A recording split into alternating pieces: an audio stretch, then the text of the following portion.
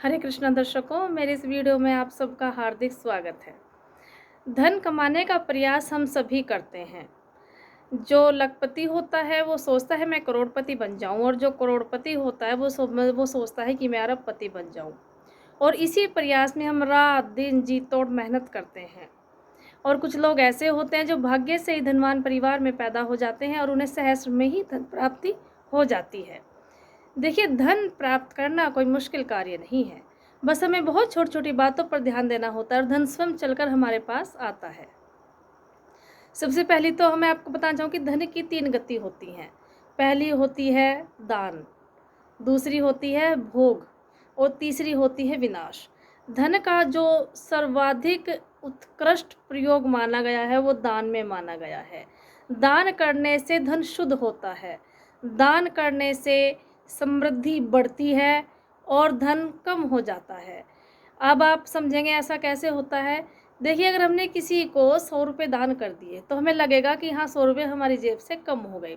लेकिन वो 100 रुपये जो हमारे लिए लेकर आएंगे, जो हमें समृद्धि हमारे लिए लेकर आएंगे, उसकी हमें जानकारी नहीं होती। ये सब अलौकिक सिस्टम होता है।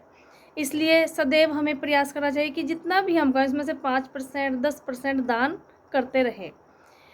अब दान किसे करें, कहाँ करें? हम ये नहीं कहते कि आप किसी विशेष मंदिर में दान करें या आप किसी गरीब को दान करें। देखिए, दान में सबसे बड़ी बात ये होती है कि भगवान को आप अपना पार्टनर बनाएं।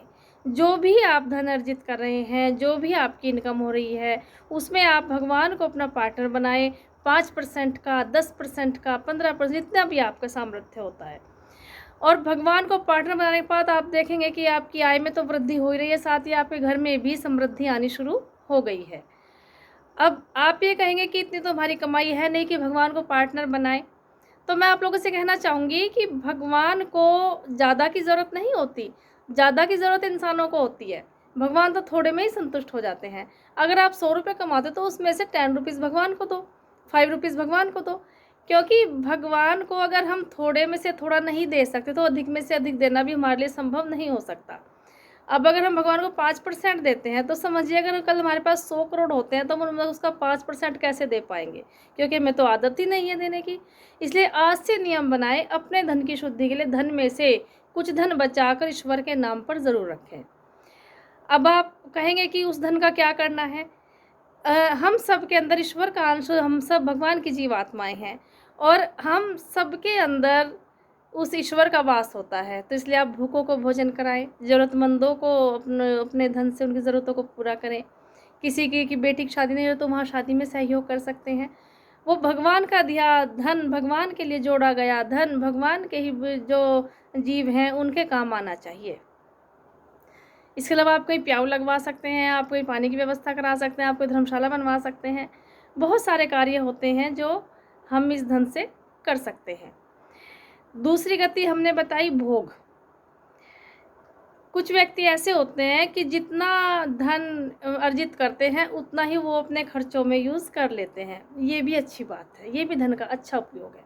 अगर हम लोग धन का भोग कर रहे हैं, धन से सुख सुविधाएं अर्जित कर रहे हैं, तो भी कहीं ना कहीं हम उस धन को सार्थक कर रहे हैं। अपने ऊपर कर रहे हैं, अपने रिश्तेदारों के ऊपर कर रहे हैं, अपने बच्चों के ऊपर कर रहे हैं। यह भी धन की दूसरी गति मानी गई है। लेकिन इससे धन में समृद्धि नहीं आती, इससे धन स्थिर रहता है। और तीसरी गति होती है विनाश। अगर हम ऊपर की दोनों चीज़ें नहीं करते, ना तो हम दान करते ना हम भोग करते, तो ऑटोमेटिकली विनाश हो जाता है। आपने देखा हो कुछ लोग बहुत कंजूस प्रवृत्ति के होते हैं, कभी पैसा खर्च भी नहीं करते, कभी दान भी नहीं करते, कभी उसका सदुपयोग भी नहीं करते, बस केवल पैसे को कलेक्ट करने में लगे रहते हैं। 1 लाख हो गए तो 10 लाख करने हैं, 10 लाख हो गए तो 1 करोड़ करने हैं, 1 करोड़ हो गए तो 2 करोड़ करने हैं। और इसी उसमें मृग तृष्णा में वो लोग पूरा जीवन निकाल देते हैं। और लास्ट में क्या होता है, वो धन उनके किसी काम नहीं आता। जब वो बीमार हो जाते हैं, जब वो हॉस्पिटलाइज होते हैं, तो वो धन वहाँ डॉक्टर्स को देकर इस दुनिया से चले जाते हैं। इसलिए कभी भी धन के पीछे हमें इस तरीके से नहीं भागना चाहिए।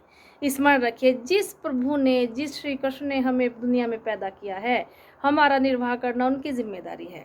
हमें हमारे कर्म और हमारे भाग्य के अनुसार धन मिलना तय है, इसमें कोई दो राय नहीं है। इसलिए कभी भी धन कमाने के लिए अनुचित मार्ग का प्रयोग ना करें। सदैव भगवान पर भरोसा रखें, भगवान को अपना पार्टनर बनाएं और भगवान के दिए धन को सद्कार्यों में लगाएं। इसके साथ ही एक और बहुत महत्वपूर्ण बात मैं आपको बताना चाहूँगी, संतुष्टि जीवन में बहुत ज़रूरी है। अगर आप अपने धन से अपने से संतुष्ट नहीं होते तो फिर आप इस जीवन का आनंद ही खो देंगे। इस जीवन में हमें क्या प्राप्त करना है? इस जीवन में हमें प्राप्त करना है शांति और सुख, और ये दोनों चीज़ें कहीं बाहर नहीं मिलती। ये हमारे मन में, हमारी विचारधाराओं में, हमारी जीवन शैली में ही हमें यकायक मिल जाती हैं। इनके बारे में चर्चा करेंगे मेरी अगली वीडियो में। इसके साथ ही मैं आप सबसे इजाज़त चाहूँगी। धन्यवाद।